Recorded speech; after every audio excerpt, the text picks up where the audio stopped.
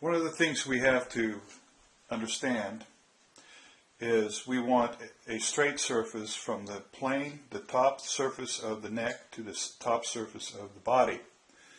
And of course that's not always true. So if you could see, what we're after is basically a flat surface all the way down.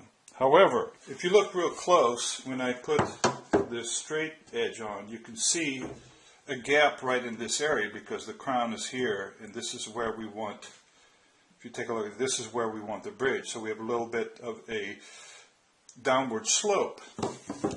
Okay? And that's what the dial indicator is for. The other area that we want to make sure that we can adjust for is the flatness of this. And when we put the neck on, we want to make sure that the center line of the truss rod slot is the center line of the bridge. And so we want to be able to adjust it side by side so that we get a nice center. When we're ready to put the edge vise on to the body, it's very important that this surface here is flat, and both in this direction and this direction.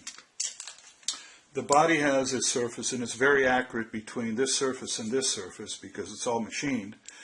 And we've got to make sure that this sits in properly once lined up.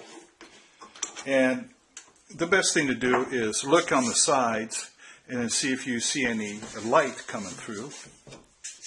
And if you do, that means that it needs a little bit more care for sanding. The reason we want to make sure that this is absolutely flat is so that we have a reference surface right here and for the neck angle, and also for the center line alignment. Once we have the body and the edge vise on, it goes into the jig, into the indexing holes, indexing pins I mean, and it's a very precise fit. And now what we can do is we can adjust for the neck angle jig, or the neck angle itself, and also for vertical, or excuse me, center alignment with these screws, so this can move back and forth. So that is the whole purpose behind the jig, and once you have it all set, then we can put the neck in and start cutting.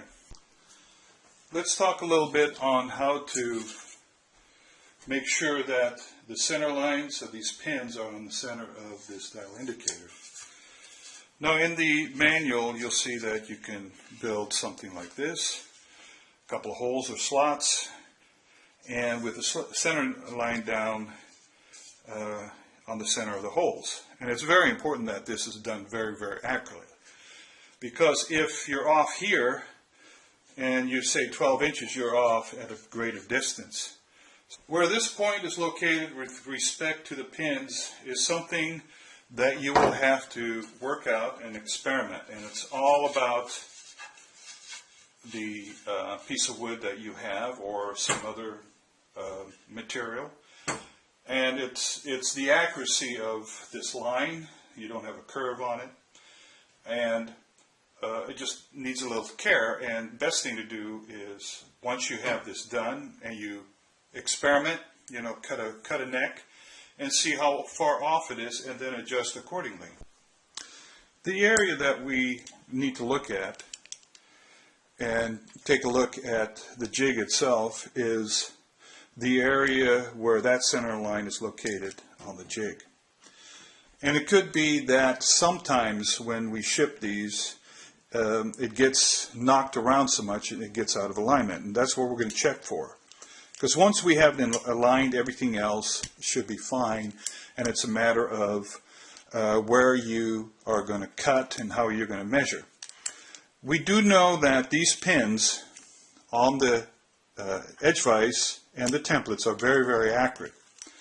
And so what I do is I take the alignment template and I put a little piece of tape in it so it'll hold it down, and then we push it in down very snugly onto the jig, and it's very precise fit. Now, to measure this point here on the jig, sometimes you have to make a tool like this, where we have a very accurate center line and the locating pins for the truss rod slot. This is one method of doing that. The other method which we use, we had this very precisely machined, and we have a very accurate center line, and we know that this is very, very true within a couple of thousandths. So we will go ahead and I will put this in the jig with the precise holes where they're located, and we will tighten it down. And so now we have a very accurate line, and we know where the center is. Now it's just a matter of lining this center and that line, lining this center and that line onto the jig so that the cross line is lined up here and then the center line is lined up right here. And so we'll go ahead and do that. Make sure you have enough light and take a look and make sure it's accurate. So we're looking down on the template and we have a center line approximately right here. And sometimes it can be skewed whichever way, depending on where it's been hit, especially in the packaging. And what we really are looking for is to make sure that that center line is above, right on top of the center of my alignment tool. And in order to do that, we will have to make some adjustments. So the adjustments we have to make is by loosening the screws on each side.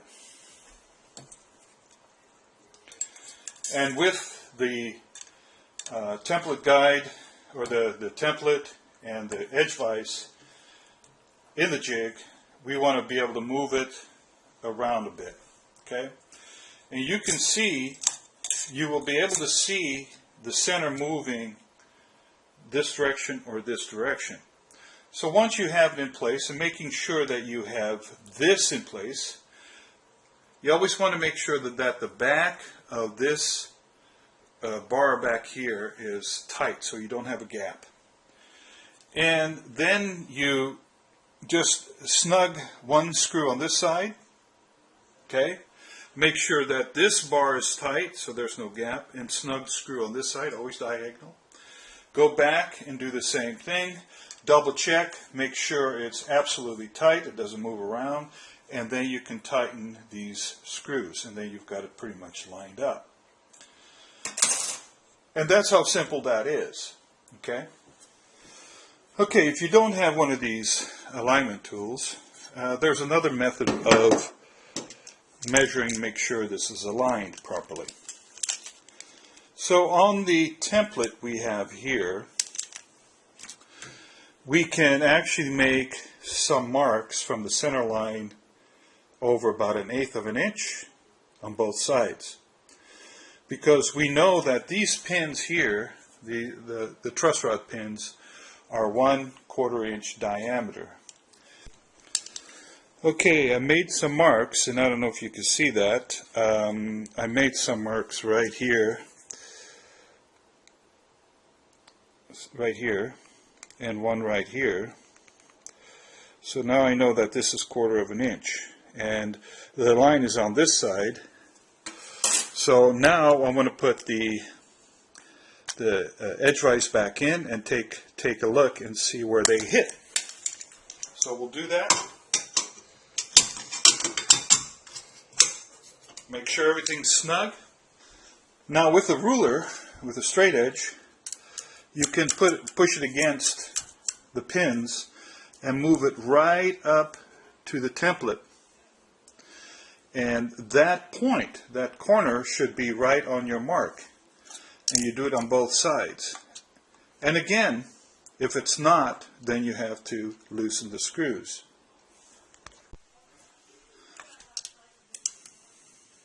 So I did this on both sides, and it's right on the money. And remember, we do have a little bit of tolerance that we have to deal with. The one thing that we have to also consider, one thing we know, that the neck angle itself is completely adjusted with the dial indicator.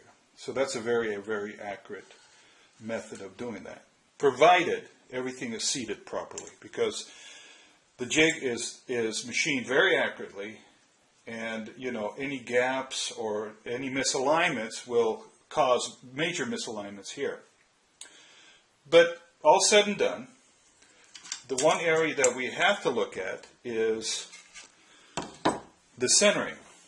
So with this gimbal method, we can actually move the jig top side to side. Everything is done very accurately. It's on the center line of this pin, all machined properly. We know the center line is perfect on the measuring. We've got it pretty much lined up. And if you look and you move it back and forth like this, you can see the center line is fairly stable on this center. It could move maybe a couple of thou here or there, but I can't see it, So one of the things that we have to look at is, I'm trying to demonstrate what we're looking at here, is if you have a slight movement in this table here, it may look really small here, but it's very large here depending on the distance. So with this bar, that's why I say it's very important that that line is done very accurately. And you may ask your local engraving people to see if they can do something on a piece of plastic for you. So in this case here, let's say we have it all lined up. And again, we turn the screws here, and the nice thing about it is the screws you don't have to really torque them down. You really don't want to, because then you cause a bow. What you want is just basically that it can't move, and it will be held in place.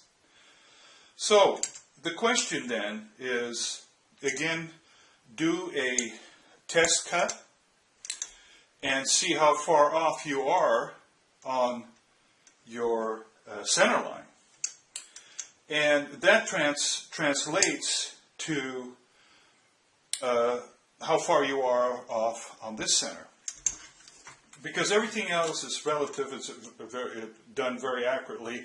The only variable is this point, okay? And it is a blunt point. You can be off, as much as 40 thousandths on this side. So you have to make sure that you have a method for lining that.